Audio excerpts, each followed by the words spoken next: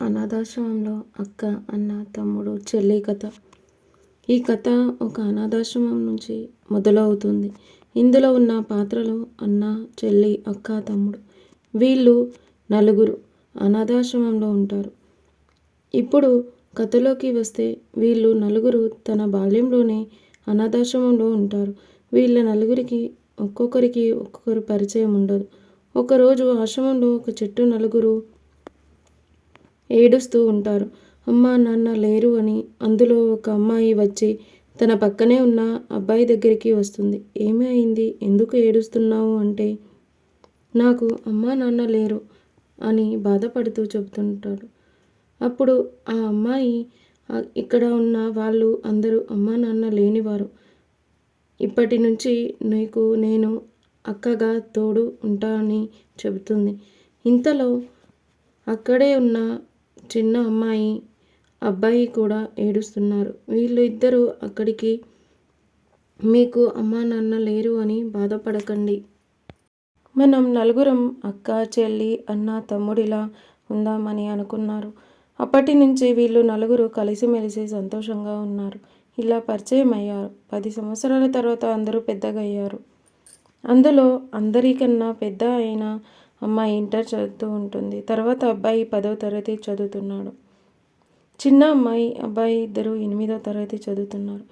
ఇక్కడి నుంచి వీళ్ళ జీవితాలు ఎన్నో మలుపులు జరుగుతాయి.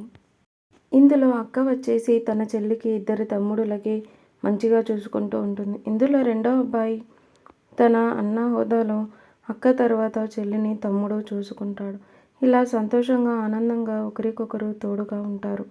అక్క తన ఇంటర్ చదువుతూ పూర్తి చేసుకొని పై చదువులకి వేరే ఊరికి వెళ్ళాలి అని తన చెల్లికి, తమ్ముళ్ళకి చెబుతుంది.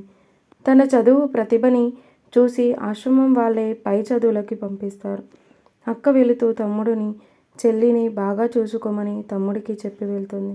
అనుకున్న విధంగా అక్క చదువుకోవడానికి దూరంగా వేరే ఊరికి వెళుతుంది. అక్కడ తన డిగ్రీ చదువుతూ ఉంటుంది. ఆశ్రమంకి ఫోన్ చేసి ఎప్పటికప్పుడు తమ్ముళ్ళని గురించి, చెల్లి గురించి అడుగుతూ ఉంటుంది. వాళ్ళతో మాట్లాడుతూ ఉంటుంది వారానికి ఒక్కసారి. అలా రోజు తమ్ముళ్ళ గురించి, చెల్లి గురించి అడుగుతూ ఉండేది. ఒకరోజు ఇంకా నేను ఉద్యోగ ప్రయత్నాలు చేస్తున్నా, ఫోన్ చేయకపోవచ్చు అని చెప్తుంది. అప్పుడు తమ్ముళ్ళు, చెల్లి సరే అంటారు. అప్పుడు తన పెద్ద, నువ్వు ఇప్పుడు వాళ్ళకి అని ఇంకో తమ్ముడికి చెప్పి, చెల్లి నీ తమ్ముడిని బాగా చూసుకో అని చెబుతుంది. అప్పుడు తమ్ముడే సరే అని అక్క అని చెప్తాడు. అనుకున్న విధంగా డిగ్రీ పూర్తి చేసుకొని ఉద్యోగంతో తిరిగి ఆశ్రమంకి వస్తుంది. కానీ చాలా అప్పటికి జరగాల్సింది జరిగిపోతుంది. అసలు ఏం జరిగింది తెలుసుకోవాలి అంటే 4 సంవత్సరాలు వెనక్కి వెళ్ళాలి.